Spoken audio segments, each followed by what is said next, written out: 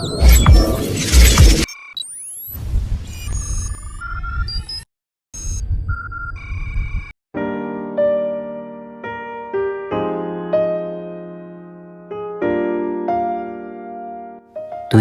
pembelajaran: siswa dapat mengetahui pengertian sel, siswa dapat menjelaskan tentang mikroskop dan bagiannya, serta siswa dapat mengetahui cara membuat preparat basah untuk bahan percobaan.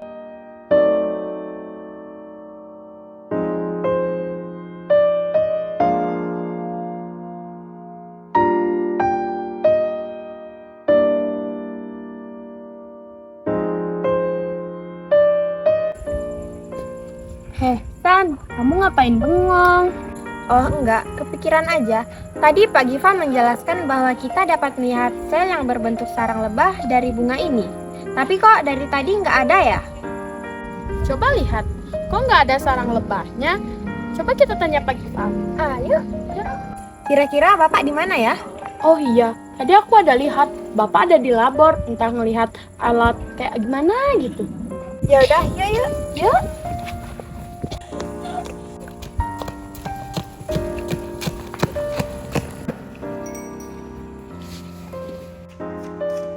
Assalamualaikum Pak. Waalaikumsalam, kenapa? Enggak Pak, kami mau nanya, kok di bunga ini nggak ada sarang lebahnya? Lah, bukan seperti itu maksudnya. Sini Bapak tengok. Bukan sarang lebah seperti itu. Tapi kita harus mengamati di bawah mikroskop terlebih dahulu. Kan Robert Hooke dulu mengatakan kalau dia melihat sel seperti sarang lebah, bukan sarang lebah di bunga ini. Mengerti? Oh gitu, Ngerti Pak. Sel tumbuhan dan sel hewan biasanya diamati menggunakan mikroskop. Nah, sekarang apa itu sel? Sel merupakan unit terkecil penyusun dari tubuh makhluk hidup. Sel pertama kali ditemukan oleh Robert Hooke pada tahun 1663. Beliau mengamati sayatan gabus dari kulit pohon ek dan melihat ada ruang-ruang antar sel yang berbentuk seperti sarang lebah yang beliau sebut dengan nama sel. Adapun teori sel menurut para ahli adalah: yang pertama, seluruh makhluk hidup tersusun atas sel. Yang kedua, sel adalah unit terkecil penyusun struktur dan fungsi makhluk hidup. Dan yang ketiga, seluruh sel berasal dari sel sebelumnya. Nah, sebelum kita menggunakan mikroskop, alangkah baiknya kita mengetahui bagian-bagian dan jenis-jenis dari mikroskop. Mikroskop pertama kali ditemukan oleh Antony van Leeuwenhoek pada tahun 1674, seorang ilmuwan Belanda yang mengamati air rendaman jerami dan kerokan dari gusi dan gigi. Beliau mengamati ada organisme yang bergerak-gerak sangat kecil yang diberi nama dengan animalcula atau binatang-binatang yang sangat kecil. Jenis-jenis mikroskop. Jenis-jenis mikroskop berdasarkan objek yang diamati dibagi menjadi dua.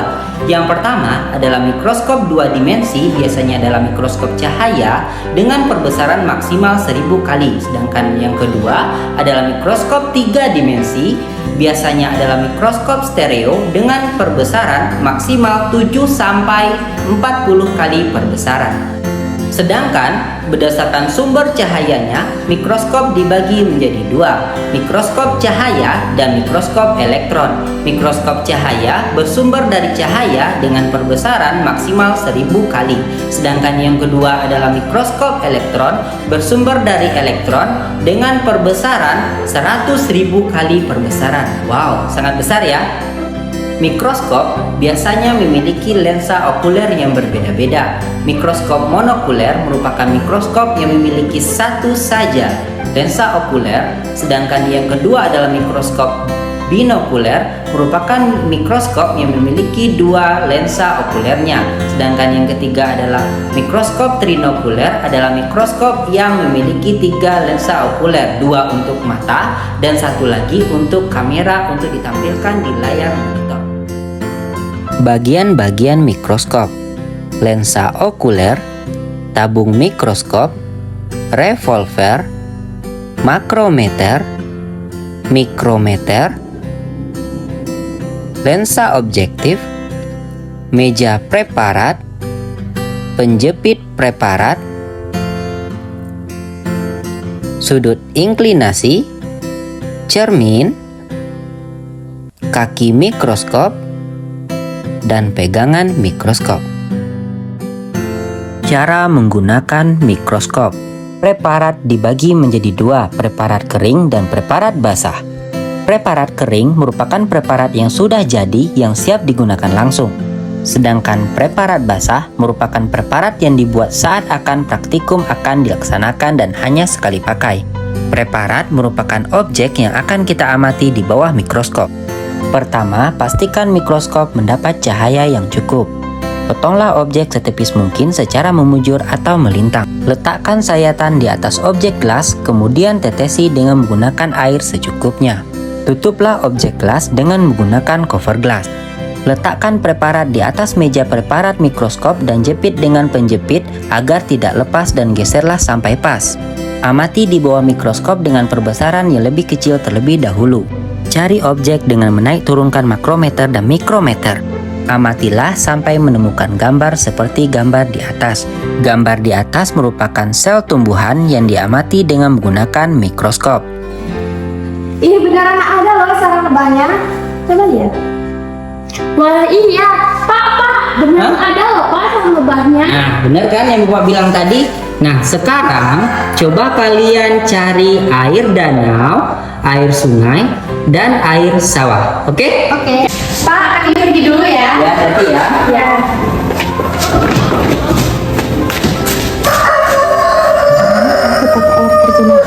Ajak teman-teman.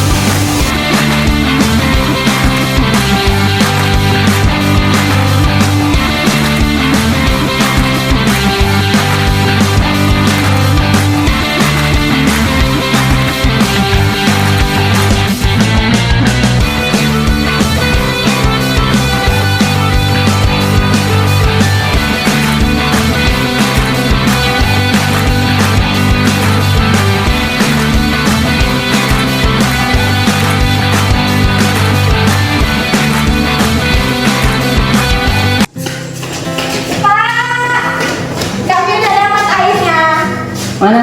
Bawa sini, coba. Caranya adalah siapkanlah setiap jenis air yang akan diamati. Ambillah objek gelas, kemudian tetesi dengan 2 tetes air yang telah didapatkan tadi. Kemudian tutuplah dengan menggunakan cover glass. Lakukan secara hati-hati. Letakkan preparat di atas meja preparat mikroskop, kemudian jepit menggunakan penjepit mikroskop dan geserlah objek sampai berada di tengah-tengah meja mikroskop. Carilah objek dengan menaik turunkan mikrometer dan makrometer mikroskop. Praktikum dikatakan berhasil apabila telah menemukan sel-sel bakteri seperti gambar di atas. Sel bakteri di atas merupakan contoh sel yang menyerupai sel hewan. Coba deh, dia bergerak-gerak loh. Wah, iya. Nah, jadi tahu kan bedanya sel hewan dan sel tumbuhan? Kalau sel tumbuhan yang kita amati tadi, dia tidak bergerak. Sedangkan sel hewan, dia bergerak bebas ke sana kemari. Itu merupakan yang kalian amati adalah bakteri yang merupakan sel hewan. Mengerti? Ngerti Pak. Nah, Ya udah Pak, kami udah ngerti. Kami ke kelas dulu ya. ya udah, makasih ya udah bantu Bapak hari ini. Iya.